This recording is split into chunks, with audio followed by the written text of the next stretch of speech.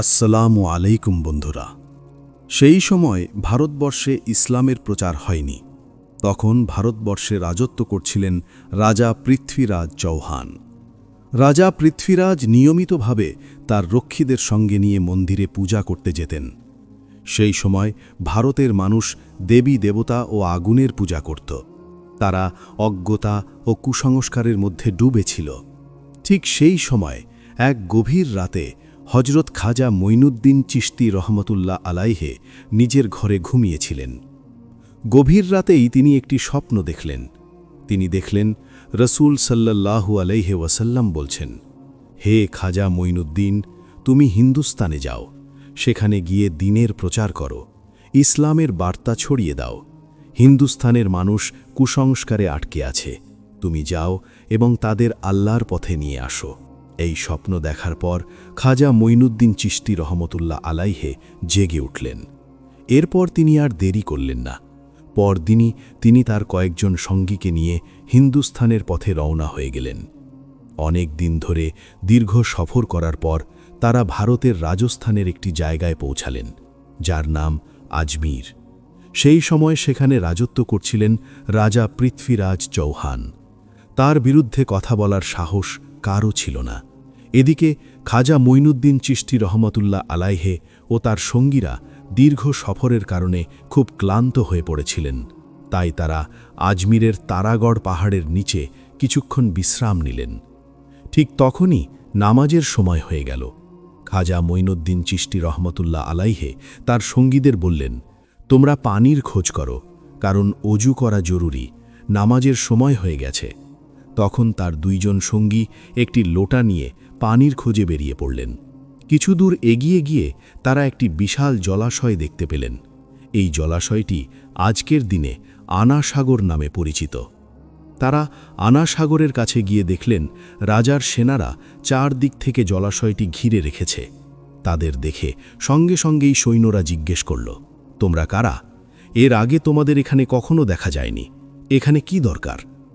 দুই সঙ্গী বললেন, আমরা খাজা মঈনুদ্দিন চিশতি রহমতুল্লাহ আলাইহের শিষ্য, আমরা অজু করার জন্য সামান্য পানি নিতে এসেছি। এ কথা শুনে সেখানে উপস্থিত সমস্ত সৈন্য জোরে জোরে হেসে উঠল। তারা বলতে লাগল, তোমরা কি রাজা পৃথ্বীরাজের নাম শোনোনি? তার আদেশ অমান্য করলে কঠোর শাস্তি দেওয়া হয়। এই জলাশয় থেকে আর কেউ পানি নিতে পারবে না, এমনকি পানিতে হাত দেওয়াও নিষিদ্ধ, কারণ এতে পানি অপবিত্র হয়ে যাবে। এই কথা বলে তারা সেখান থেকে তাদের তাড়িয়ে দিল। মন খারাপ করে সেই দুইজন খাজা মঈনুদ্দিন চিশতি রহমতুল্লাহ আলাইহের কাছে ফিরে এলো। তখন খাজা মঈনুদ্দিন চিশতি রহমতুল্লাহ আলাইহে জিজ্ঞেস করলেন, তোমাদের কি হয়েছে? তোমরা কি পানি পাওনি? তারা দুজন বললেন, হুজুর, পানি তো পেয়েছিলাম, কিন্তু আমাদের পানি নিতে দেওয়া হয়নি, আমাদের সেখান থেকে তাড়িয়ে দেওয়া হয়েছে। তারা বলেছে, রাজা পৃথ্বীরাজ কাউকে এই পানি নেওয়ার অনুমতি দেননি, তার আদেশ অমান্য করলে কঠোর শাস্তি দেওয়া হবে। তাদের সমস্ত কথা শুনে খাজা মঈনুদ্দিন চিশতি রহমতুল্লাহ আলাইহে আল্লাহর দরবারে দোয়া করলেন। তারপর তিনি তাদের বললেন, তোমরা আবার আনা সাগরের কাছে যাও, আর সেখানে গিয়ে বলবে, খাজা মঈনুদ্দিন চিশতি রহমতুল্লাহ আলাইহে আমাদের পাঠিয়েছেন। এরপর সেই দুইজন সাথী আবার অজুর পানি আনতে রওনা হয়ে গেলেন। যখন তারা আনা সাগরের কাছে পৌঁছালেন, তখন সেনারা তাদের আটকে জিজ্ঞেস করল, তোমরা আবার কেন এসেছ? তারা বললেন, আমরা অজুর পানি নিতে এসেছি। সেনারা বলল, আমরা আগেই বলেছি এখানে পানি দেওয়া হবে না। যদি রাজা পৃথ্বীরাজ চৌহান জানতে পারেন, তাহলে তোমাদের প্রাণ পর্যন্ত চলে যেতে পারে। আমরা কোনো অবস্থাতেই পানি দেব না। তখন তারা বললেন, আমরা তোমাদের কাছে পানি চাইতে আসিনি, আমরা আনা সাগর থেকে পানি নিতে এসেছি। এই কথা শুনে সেখানে উপস্থিত সমস্ত সেনা জোরে জোরে হেসে উঠল। ঠিক তখন তারা আল্লাহর দরবারে দোয়া করলেন।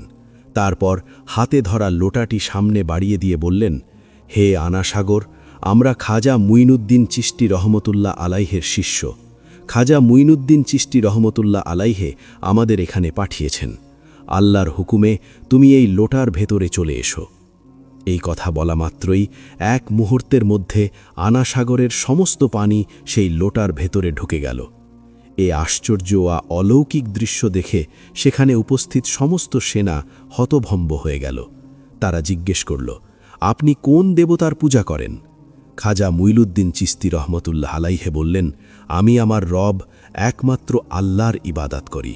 সেখানে উপস্থিত সমস্ত মানুষ বলল, আজ থেকে আমরাও সেই একমাত্র আল্লাহরই ইবাদাত করতে চাই। এরপর সেই জায়গার সব মানুষ এক এক করে ইসলাম গ্রহণ করে নিল। কিন্তু রাজা পৃথ্বীরাজ এ ঘটনা সহ্য করতে পারল না। সে প্রচণ্ড রাগে রাজদরবারে ফিরে গেল। পরদিন রাজা পৃথ্বীরাজ রাজদরবারে একটি জরুরি বৈঠক ডাকল। সে বলল, যে কোনো উপায়ে এই ফকিরকে এখান থেকে সরাতে হবে, তাকে শেষ করতে হবে। কারো কাছে যদি কোনো পরামর্শ থাকে তাহলে এক্ষুনি বলো। তখন একজন মন্ত্রী বলল, রাজা সাহেব, এই ফকির কোনো সাধারণ মানুষ নয়, সে একজন বড় জাদুকর। নিজের জাদুর প্রভাবে সে সবাইকে এক এক করে ইসলামে নিয়ে যাচ্ছে। একদিন এমন সময় আসবে যখন ভারতে হিন্দু ধর্ম মানার মতো কেউ আর থাকবে না। তার মোকাবিলা করতে হলে আমাদের একজন মহা জাদুকরের প্রয়োজন। ঠিক তখন সেখানে উপস্থিত একজন সৈনিক বলল, রাজা সাহেব, আমাদের দেশে এর থেকেও বড় একজন জাদুকর আছে। পৃথ্বীরাজ জিজ্ঞেস করল, তার নাম কি? সৈনিক বলল, তার নাম জয়পাল জাদুকর। পৃথ্বীরাজ বলল, যাও, তাকে আমাদের দরবারে নিয়ে এসো। এরপর কয়েকজন সৈনিক জয়পাল জাদুকরের সঙ্গে দেখা করতে রওনা হয়ে গেল। কিছু সময় পর তারা জয়পাল জাদুকরের বাড়িতে পৌঁছাল। সেখানে তারা দেখল জয়পাল আকাশে ভাসতে ভাসতে গভীর ধ্যানে বসে আছে। যেই মুহূর্তে সে সৈনিকদের দেখল, সঙ্গে সঙ্গে নিচে নেমে এলো এবং বলল, রাজা তোমাদের পাঠিয়েছেন, তাই তো? এই কথা শুনে সৈনিকরা অবাক হয়ে গেল। তারা মনে মনে ভাবল, এবার কাজ নিশ্চিত হয়ে যাবে। তারপর তারা সমস্ত ঘটনা জয়পাল জাদুকরকে খুলে বলল। এরপর জয়পাল জাদুকরকে রাজা পৃথ্বীরাজের দরবারে নিয়ে এলো। জয়পাল জিজ্ঞেস করল, মহারাজ, আপনাকে কেন ডেকেছেন? পৃথ্বীরাজ বলল, আমরা শুনেছি আপনি ভারতের সবচেয়ে বড় জাদুকর। আমরা খুব বড় সমস্যায় পড়েছি, আর আপনাকেই সেই সমস্যা সমাধান করতে হবে। জয়পাল বলল, মহারাজ, আপনি চিন্তা করবেন না। কত বড় বড় জাদুকর আমার সামনে নতমস্তক হয়েছে, আর এটা তো কেবল একজন সাধারণ ফকির। আমি তাকে শেষ করেই আপনার সামনে হাজির হব। এরপর জয়পাল নিজের জাদুর শক্তির সাহায্যে গরিব নওয়াজ খাজা মুইনুদ্দিন চিশতি রহমতুল্লাহ আলাইহেকে খুঁজতে বের হল। কিছু দূর যাওয়ার পর জয়পাল দেখল খাজা মুইনুদ্দিন চিশতি রহমতুল্লাহ আলাইহে তারাগড় পাহাড়ের একটি চট্টানের কোণে বসে আল্লাহর ইবাদাতে মগ্ন রয়েছেন। তিনি কোনো দিকেই তাকাচ্ছেন না। এই দৃশ্য দেখে জয়পাল পিছন দিক থেকে এগোতে লাগল এবং মনে মনে বলল, এই ফকিরকে মারা আমার জন্য কোনো বড় ব্যাপার নয়। আমি পিছন দিক থেকে এসে পড়েছি, সে বুঝতেও পারেনি। দেখি এ কোন জাদু। এই কথা বলে সে নিজের জাদুর শক্তিতে পাহাড় থেকে একটি বিশাল চট্টান উঠিয়ে নিল। যেই মুহূর্তে সে খাজা মুইনুদ্দিন চিশতি রহমতুল্লাহ আলাইহেকে চাপা দেওয়ার জন্য চট্টানটি নামাতে যাচ্ছিল, ঠিক তখনই খাজা মুইনুদ্দিন চিশতি রহমতুল্লাহ আলাইহে একটা উঙ্গুল তুলে বললেন, হে তারাগড় পাহাড়ের চট্টান, তুমি কি দেখছ না আমি আল্লাহর ইবাদাত করছি? যদি আল্লাহর পক্ষ থেকে এসে থাকো তাহলে আমাকে চাপা দিয়ে মেরে ফেলো, আর যদি শয়তানের পক্ষ থেকে এসে থাকো তাহলে সেখানেই দাঁড়িয়ে থাকো। এই কথা শোনা মাত্রই চট্টানটি সেখানেই থেমে গেল। এই অলৌকিক শক্তি দেখে সে ভয়ে ও বিস্ময়ে হতভম্ব হয়ে গেল। সে বুঝে গেল এ ব্যক্তি কোনো সাধারণ মানুষ নন, আর এখানে তার জাদুর কোনো প্রভাবই কাজ করবে না। তাই আর এক মুহূর্ত দেরি না করে জয়পাল জাদুকর খাজা মুইনুদ্দিন চিশতি রহমতুল্লাহ আলাইহির সামনে নিজের পরাজয় স্বীকার করল এবং ইসলাম ধর্ম গ্রহণ করে নিল। পরদিন থেকেই সারা ভারতে এই খবর ছড়িয়ে পড়ল, ভারতের সবচেয়ে বড় জাদুকর জয়পাল একজন ফকিরের কাছে হেরে গেছে, আর সেই ফকিরের নাম ছিল গরিব নওয়াজ খাজা মুইনুদ্দিন চিশতি রহমতুল্লাহ আলাইহে। সেই ইসলাম ধর্ম গ্রহণ করেছিল এবং সেই একই রবের ইবাদাত করেছিল যার সামনে কোনো শক্তিরই মোকাবিলা করার ক্ষমতা নেই। ভারতের মানুষ বলতে লাগল, যে রবের ইবাদাত সে করে তার শক্তি কত বড় যে তার সামনে কোনো শক্তিশালীই টিকতে পারে না। আমাদেরও সেই একই রবের ইবাদাত করা উচিত। এই কথা বলে মানুষ দলে দলে ইসলাম ধর্ম গ্রহণ করার জন্য খাজা মুইনুদ্দিন চিশতি রহমতুল্লাহ আলাইহের কাছে যেতে লাগল। এই খবর পেয়ে রাজা পৃথ্বীরাজ চৌহান খুব চিন্তিত হয়ে পড়ল। সে বুঝতে পারছিল না এখন কি করা উচিত। তখন একজন মন্ত্রী বলল, রাজা সাহেব, জয়পাল জাদুকর ইসলাম ধর্ম গ্রহণ করেছে এবং অনেক মানুষ একে একে ইসলাম গ্রহণ করছে। আমার মনে হয় তিনি কোনো সাধারণ ব্যক্তি নন, তার শক্তি অনেক বেশি, তাকে পরাজিত করা অসম্ভব। আমাদের তার কথা মেনে নেওয়াই ভালো। রাজা পৃথ্বীরাজ চৌহান বলল, এত সহজে আমি হার মানার লোক নই, তাই তোমরা যাও এবং সেই ফকিরকে এখানে ডেকে নিয়ে এসো। এরপর কয়েকজন সৈনিক সেই ফকিরের খবর দিতে রওনা হয়ে গেল। তারা সেখানে পৌঁছে বলল, রাজা সাহেব আপনাকে খুব গুরুত্বপূর্ণ কথা বলার জন্য ডেকে পাঠিয়েছেন। তখন খাজা মঈনুদ্দিন চিশতি রহমতুল্লাহ আলাইহে নিজেই রাজপথে রাজা পৃথ্বীরাজ চৌহানের সঙ্গে দেখা করতে রওনা হয়ে পড়লেন। এই সময় সেই এলাকায় একজন হিন্দু পণ্ডিত ছিলেন। তিনি প্রতিদিন পূজা করার জন্য মন্দিরে যেতেন এবং মূর্তির সামনে দুধ অর্পণ করতেন। একদিন তার মেয়ে পণ্ডিতকে জিজ্ঞেস করল, বাবা, আপনি প্রতিদিন দুধ নিয়ে মন্দিরে যান এবং মূর্তির সামনে দুধ ঢালেন, মূর্তিগুলো কি দুধ খায়? পণ্ডিত বলল, একদমই না, মূর্তিগুলো কখনো দুধ খায় না, আমরা তাদের পূজা করি। মেয়েটি বলল, বাবা, আমি দেখতে চাই এই মূর্তিগুলো সত্যিই দুধ খায় কিনা। পণ্ডিত বলল, এমন কথা বলা উচিত নয়, এগুলো আমাদের ভগবানের মূর্তি, মূর্তিগুলো কি কখনো দুধ খায়? কিন্তু মেয়েটি বলল, বাবা, আজ আমি নিজেই দুধ নিয়ে যাব এবং দেখব মূর্তিগুলো সত্যিই দুধ খায় কিনা। এরপর একদিন মেয়েটি দুধ নিয়ে মন্দিরে পৌঁছাল। সে মূর্তির সামনে দাঁড়িয়ে বলতে লাগল, তোমরা যদি আমাদের ভগবান হও তাহলে তো তোমাদের আমার কথা শোনা উচিত। আমি দুধ নিয়ে এসেছি, তোমরা এটা পান করো। কিন্তু মূর্তির পক্ষ থেকে কোনো উত্তর এলো না। মেয়েটি আবার বলল, কি হলো, তোমরা কি আমার কথা শুনছ না? এই দুধটা পান করো, আমি নিজের চোখে দেখতে চাই। তবুও মূর্তির পক্ষ থেকে কোনো উত্তর এলো না। তখন মেয়েটি নিজেই নিজের মাথা মূর্তির সামনে ঠেকিয়ে দিল এবং কাঁদতে কাঁদতে রক্ত ঝরাতে লাগল। ঠিক সেই সময় গরিব নওয়াজ খাজা মঈনুদ্দিন চিশতি রহমতুল্লাহ আলাইহে সেই পথ দিয়ে যাচ্ছিলেন। তিনি কান্নার শব্দ শুনে মন্দিরে প্রবেশ করলেন। তিনি দেখলেন একটি মেয়ের মাথা রক্তে ভিজে গেছে এবং সে জোরে জোরে কাঁদছে। তখন খাজা মঈনুদ্দিন চিশতি রহমতুল্লাহ আলাইহে তাকে জিজ্ঞেস করলেন, বেটি, তোমার কি হয়েছে? মেয়েটি বলল, দেখুন বাবা, আমি এই মূর্তিকে দুধ খাওয়াতে এসেছিলাম, কিন্তু সে আমার কথা শুনছে না। তখন খাজা মঈনুদ্দিন চিশতি রহমতুল্লাহ আলাইহে বললেন, মা, মূর্তি কখনো কথা বলতে পারে না আর খেতেও পারে না। এরপর মেয়েটি আবার নিজের মাথা নিচু করল এবং রক্ত ঝরাতে লাগল। মেয়েটির এই গভীর ভক্তি দেখে খাজা মঈনুদ্দিন চিশতি রহমতুল্লাহ আলাইহে বিস্মিত হয়ে গেলেন। তিনি মূর্তির সামনে গিয়ে মূর্তির কান ধরে বললেন, আমি খাজা মঈনুদ্দিন চিশতি বলছি, তুমি কি শুনতে পাচ্ছ না? এই নিষ্পাপ মেয়েটিকে কেন কাঁদাচ্ছ? এই দুধটা পান করো। এই কথা বলা মাত্রই মূর্তিটি দুধ পান করতে শুরু করল। এ দৃশ্য দেখে মেয়েটি খুব খুশি হয়ে সেখান থেকে চলে গেল। যখন মেয়েটি গ্রামে পৌঁছাল তখন অনেক মানুষ বলতে লাগল, এই মেয়েটি নিশ্চয়ই কোনো খারাপ কাজ করে এসেছে। সবাই তাকে বদনাম করতে লাগল। সেই জায়গায় মেয়েটির বাবাও উপস্থিত ছিলেন। সবাই বলতে লাগল, কি হয়েছে, তোমার এই অবস্থা কেন? মেয়েটি বলল, বাবা, আমি মূর্তিকে দুধ খাইয়ে এসেছি। এই কথা শুনে সবাই অবাক হয়ে গেল এবং বলতে লাগল, এই মেয়েটি মিথ্যা বলছে, মূর্তিগুলো কখনো দুধ খায় না, নিজের ভুল ঢাকতেই সে আমাদের প্রতারণা করছে। তখন মেয়েটি চোখে জল নিয়ে খুব বিনয়ের সঙ্গে বলল, আমি অনেকবার বলার পরেও যখন মূর্তি দুধ খেল না, তখন আমি নিজের মাথা নিচু করেছিলাম এবং রক্ত ঝরাতে শুরু করেছিল। ঠিক সেই সময় এক ফকির বাবা সেখানে এলেন। তিনি মূর্তির কান ধরে বললেন, দুধ পান করো। আর সঙ্গে সঙ্গেই সেই ফকির বাবার কথায় মূর্তিটি দুধ পান করতে শুরু করল। এ দৃশ্য দেখে সেখানে উপস্থিত সবাই বিস্ময়ে হতভম্ব হয়ে গেল। তারা বলতে লাগল, এই ফকির বাবাটি কে ছিলেন? মেয়েটি বলল, আমি সেই ফকির বাবাকে চিনি না, তবে মনে হয় তিনি এখানের আশেপাশেই কোথাও আছেন। এই কথা শুনে সবাই খাজা মঈনুদ্দিন চিশতি রহমতুল্লাহ আলাইহের সঙ্গে দেখা করার জন্য রওনা হয়ে গেল। এদিকে খাজা মঈনুদ্দিন চিশতি রহমতুল্লাহ আলাইহে রাজা পৃথ্বীরাজের দরবারে পৌঁছে গেলেন। পৃথ্বীরাজ বলল, হে ফকির বাবা, আপনি কি চান?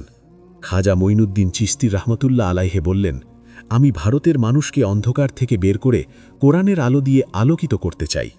আমি চাই সবাই তওবা করে আল্লাহর পথে ফিরে আসুক, যিনি এই দুনিয়ার মালিক, যিনি আখেরাতের মালিক, যিনি শুধু বললেই এক মুহূর্তে সবকিছু করে দিতে পারেন। আমাদের সকলের রিজিক ও রুটির মালিক তিনি। জন্ম ও মৃত্যু সবকিছুই তার ক্ষমতার মধ্যে। আমি সেই মহান আল্লাহ তাআলারই ইবাদত করতে চাই। আমি কারো কোনো ক্ষতি চাই না। তিনি যখন এসব কথা বলছিলেন, ঠিক সেই সময় এক ইসলাম বিরোধী ব্যক্তি নিজের আধ্যাত্মিক শক্তি পরীক্ষা করার জন্য এগিয়ে এলো এবং বলল, আপনি যদি সত্যি আধ্যাত্মিক শক্তিশালী হন তাহলে পানি থেকে আগুন বানিয়ে দেখান। খাজা মঈনুদ্দিন চিশতি আল্লাহর নাম নিয়ে পানির উপর ফু দিলেন, আর সঙ্গে সঙ্গেই সেই পানি থেকেই আগুন জ্বলে উঠল। এই আশ্চর্য ও অলৌকিক ঘটনা দেখে সেই ব্যক্তি খাজা মঈনুদ্দিন চিশতি রহমতুল্লাহ আলাইহের হাতে ইসলাম ধর্ম গ্রহণ করে নিল। এই সময় দরবারে উপস্থিত সবাই, এমনকি রাজা পৃথ্বীরাজও বুঝে গেল যে এমন আল্লাহওয়ালা মানুষের সঙ্গে কখনো লড়াই করা যায় না। এতগুলো অলৌকিক ঘটনা দেখে তারা আর দেরি করল না। তারা ক্ষমা চাইল এবং খাজা মঈনুদ্দিন চিশতি রহমতুল্লাহ আলাইহের হাতে হাত রেখে তার মুরিদ হয়ে গেল এবং ইসলাম ধর্ম গ্রহণ করে নিল। খাজা মঈনুদ্দিন চিশতি তাদের ক্ষমা করে দিলেন। এরপর তিনি সেখান থেকে চলে গেলেন এবং তার সঙ্গীদের সঙ্গে পথ দিয়ে যাচ্ছিলেন। ঠিক সেই সময় পণ্ডিতের মেয়েটি বলল, দেখো, ওই যে ফকির বাবা যাচ্ছেন, তিনিই সেই ফকির বাবা যিনি নিজের কথায় মূর্তিকে দুধ পান করিয়েছিলেন। এই কথা শুনে সবাই খাজা মঈনুদ্দিন চিশতি রহমতুল্লাহ আলাইহের কাছে এসে বলল, হে ফকির বাবা, আপনি কে? আপনি কোন জাদু জানেন যে আপনার কথায় মূর্তি দুধ পান করতে শুরু করল? খাজা মঈনুদ্দিন চিশতি রহমতুল্লাহ আলাইহে বললেন, আমি তো আল্লাহর একজন সাধারণ বান্দা, আমার কথায় কিছুই হয় না। আল্লাহ যা চান তাই হয়, আমি সেই আল্লাহরই ইবাদত করি। তখন তারা বলল, আজ থেকে আমরাও সেই মালিকেরই ইবাদত করতে চাই। এই ভারতে তো একে একে সবাই ইসলাম ধর্ম গ্রহণ করছে, আমাদেরও ইসলাম ধর্ম গ্রহণ করান। এরপর তারা সবাই ইসলাম ধর্ম গ্রহণ করে নিল। কিছুদিন পরে খাজা মঈনুদ্দিন চিশতি রহমতুল্লাহ আলাইহে একটি জঙ্গলের মাঝ দিয়ে যাচ্ছিলেন। পথে তিনি দেখলেন কিছু হিন্দু পণ্ডিত এবং সেখানকার লোকেরা আগুনের পূজা করছে। এটি দেখে খাজা মঈনুদ্দিন চিশতি রহমতুল্লাহ আলাইহে তাদের কাছে গিয়ে বললেন, আপনারা আগুনের পূজা কেন করছেন? এই আগুন আপনাদের কি উপকার দেয়? তারা বলল, এই আগুনই আমাদের খোদা, আমরা একে খুশি করছি যাতে মৃত্যুর পর জাহান্নামের আগুন থেকে মুক্তি পাই। খাজা মঈনুদ্দিন চিশতি রহমতুল্লাহ আলাইহে বললেন, ঠিক আছে, যদি আপনারা আগুনকে খুশি করেন তাহলে এটিকে ছুঁয়ে দেখুন আগুন কি আপনাদের পুড়িয়ে দেয় কিনা। একজন বলল, এটা কি বলছেন? আগুন ছুলেই তো হাত পুড়ে যাবে। খাজা মঈনুদ্দিন চিশতি রহমতুল্লাহ আলাইহে বললেন, আমি আল্লাহর বান্দা খাজা মঈনুদ্দিন চিশতি, আল্লাহর হুকুমে হে আগুন তুমি ঠান্ডা হয়ে যাও। এই কথা বলে খাজা মঈনুদ্দিন চিশতি আগুনের ভেতর প্রবেশ করলেন। লোকেরা বিস্ময়ে দেখল তিনি আগুনের ভেতর ঢুকে গেলেন, কিন্তু তার শরীরে একটুও আগুন লাগল না। এই আশ্চর্য ঘটনা দেখে সেখানে উপস্থিত সবাই হতভম্ব হয়ে গেল। তারা বলতে লাগল, আপনি কে আর আপনি কোন খোদার ইবাদত করেন? খাজা মঈনুদ্দিন চিশতি রহমতুল্লাহ আলাইহে বললেন, আমার নাম গরিব নওয়াজ খাজা মঈনুদ্দিন চিশতি, যিনি পুরো সৃষ্টি জগতের পালনকর্তা, তার ছাড়া আর কেউ ইবাদতের যোগ্য নয়। সব শক্তির মালিক তিনি, আমি সেই আল্লাহরই ইবাদত করি। এই কথা শুনে সেখানে উপস্থিত সবাই বলল, আজ থেকে আমরাও সেই মালিকেরই ইবাদত করতে চাই। এইভাবে সেখানে উপস্থিত সকলেই ইসলাম ধর্ম গ্রহণ করে নিল। এরপর এই ঘটনার পর খাজা মঈনুদ্দিন চিশতি রহমতুল্লাহ আলাইহে ভারতে এসে কোরআনের আলো দিয়ে ইসলাম ধর্মের প্রচার করতে লাগলেন। আল্লাহ তাআলা তাকে যে সমস্ত অলৌকিক নিদর্শন দান করেছিলেন তা দেখে কোটি কোটি হিন্দু ইসলাম ধর্ম গ্রহণ করেছিল। এটি একটি অনন্য দৃষ্টান্ত হয়ে রইল। এভাবেই সমগ্র ভারতে ইসলাম ধর্ম ছড়িয়ে পড়ল। প্রিয় বন্ধুরা, আপনারা যদি খাজা মঈনুদ্দিন চিশতি রহমতুল্লাহ আলাইহের ইন্তেকালের পর সংঘটিত অলৌকিক ঘটনাগুলো আমাদের কাছ থেকে শুনতে চান, তাহলে অনুগ্রহ করে কমেন্ট বক্সে লিখুন। আর আজকের ভিডিও সম্পর্কে আপনাদের মতামত কি সেটাও কমেন্ট করে জানান। বন্ধুরা, এই ভিডিওটিতে একটি লাইক দিয়ে সোশ্যাল মিডিয়ার সমস্ত জায়গায় শেয়ার করে সকলকে ও সকল মুসলিম উম্মাহকে দেখার সুযোগ করে দিন। আর হ্যাঁ, আমাদের এই চ্যানেলে নতুন হয়ে থাকলে চ্যানেলটি সাবস্ক্রাইব করে বেল আইকন অন করে পাশে থাকুন। আবারও দেখা হবে পরবর্তী কোনো এক ভিডিওতে ইনশাআল্লাহ। ততক্ষণ পর্যন্ত নিজের এবং আপনজনদের প্রতি খেয়াল রাখবেন। আল্লাহ হাফেজ।